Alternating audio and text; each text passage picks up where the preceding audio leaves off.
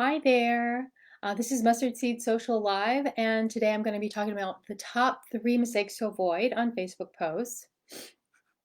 This is a little bit of a new interface, so I'm just kind of looking around. Cool. Okay, so when you get here, even if you're on the replay, hashtag replay, be sure to say hi. Um, and I will introduce myself. My name is Miley Shunk, and I'm a Facebook ad specialist. I got my marketing degree from the University of Notre Dame. I've been doing marketing for about 2 decades, and I started this Facebook ad agency back in January 2017. And since 2018, I've been focused on Facebook ads. Okay. When you get here, say hi. I can't actually see who's here unless you say hi. I would love to see who's here. um, So we will jump right into it. We're talking about the top 3 mistakes to avoid on Facebook posts. So the first mistake is not branding. So I've seen a lot of this in my newsfeed lately. So you may or may not be familiar with this concept. So brand is your the voice and personality of your company as you present it to the world. And it's very important and very helpful for standing out in a congested newsfeed. It helps, it's a way to better pull out what is unique about your company in an authentic way and present it to the world so that you stand out in the newsfeed. And there are step-by-step exercises for this. Hi, Malia, thank you. Thanks for letting me know you're here. So the place that I learned branding from is Andrew and Pete. So they have their own membership called Atomic, and I've done this for every client since I learned it, and it's been so helpful. So one of my clients is a home services company. So they do plumbing, heating, and cooling. And as you can imagine, the posts of their competitors are kind of boring. They're very focused on the products, the features, and selling, selling, selling. So I had a lot of success with this client when I did their branding. I mean, mainly because that's not the kind of thing people come to Facebook for, like this heating and cooling information.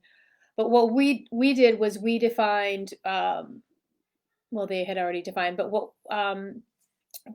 I helped articulate what their company values were that they were living by, and wrote down some of the great stories that they had, things they had done for their customers, and that got a great response on Facebook. So I think you can see how that's different than talking about products and features and selling. It's more soft, it's more social, and we got a lot of likes and a lot of response by sharing those stories and sharing those values. So that was a definite win. We were able to get their Facebook posts working in that way. Hi, Elena. Thanks for joining.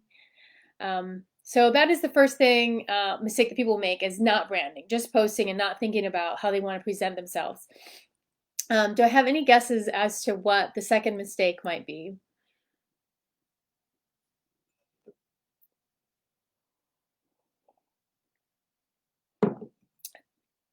Okay, you might be able to guess this because I'm a Facebook ad specialist, but the second mistake is not promoting posts. Right. So for a lot of people, it's important to either boost on the page or go into Ads Manager and promote a post that way. Yeah. Okay.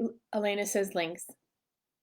Um, so in terms of promoting, the reason that promoting a post is important is because if a post is not promoted, it's not seen. This is specifically in regard to a page. Group posts are a whole another can of worms. So, but specifically on the Facebook page and the Instagram profile, the post is not going to be seen. It's only going to be seen by super fans, and or it's going to be seen by the wrong people. So, it's if you want Facebook to be a place that you get customers, it's important to promote the post because then you can target a specific audience and make sure that they see it. And I have a recent example of this that I'm kind of excited about. I was just reviewing a client's video campaign the other day, and I noticed that what was happening was they had been doing all this content on their page for so long, and it wasn't getting a lot of response, of course, because if it's not promoted, it's not going to get a response. But even, the super fans will see it. And so I promoted just to the page fans, and still the page fans, which was not a cultivated group, would only watch this 1.5 minute video 13% of the way through. But we also promoted it to mid-sized company executives, which is like the ideal audience, right? At some point, we want them to, buy tens of thousands of dollars worth of services from this guy.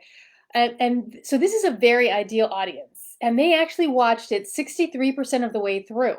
So for this 1.5 minute long video, they watched a whole minute. So that was very promising. And it was encouraging my client, because it was like, oh, look, it's not, because he's a new business, right?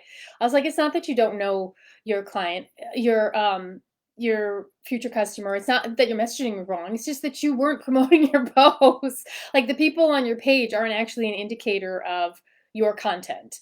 So that was kind of exciting, and we're happy that, this is the first step toward getting someone to buy. Is, first they got to engage with your content, watch your content, and respond to it. So that's one way to fix Facebook posts, is simply to promote them to your ideal target market. Simple but hard, because it costs money. But scheduling, scheduling is important. I think scheduling helps in terms of being consistent, because it's hard to post every day, or as much as it's good to post, or a couple times a week. So scheduling is a nice solution for Facebook posts, because it helps to do them regularly. So the last one that I want to share is something kind of Instagram related, but something I read this in Break the Wheel, actually brought my attention to this, but I might talk about it a little bit different, but basically it's focusing on volume instead of quality.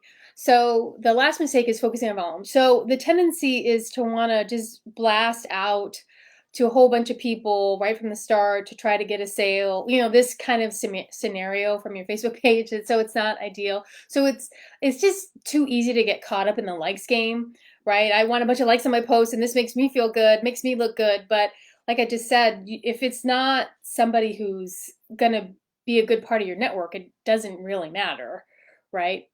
It might help you a little bit with the algorithm, but ideally what we really want is to get a response from like quality followers. So what we really, instead of focusing from trying to get a bunch of likes, we actually want to be focusing on building our network, right? So we want to think about who is I want to not only be my customer, but who do I want to connect with? Who do I want to partner with?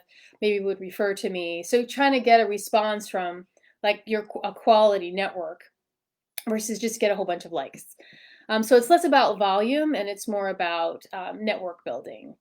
And I think, so trying to be practical with that example too. So for example, on the page, it's, promoting, and then this is a strategy from Dennis Yu, but it's more about promoting to the ideal audience, even if it's only $1 to $5 on each post, and doing that across the country. That's actually gonna cherry pick the best people in that audience to see that post, and you're cultivating that. But that's a good start. So those are the top 3 mistakes to avoid. Not branding, so you want to brand. Not promoting, we want to promote in some way, because it helps us to focus on our target audience, for one thing, and then also focusing on volume instead of quality. Try to really try to engage the people in your network, nurture that network. So thank you for joining me. If you enjoyed this, I have more educational pieces in my Facebook group, and I'll drop a link to that in the comments. Hope to see you over there.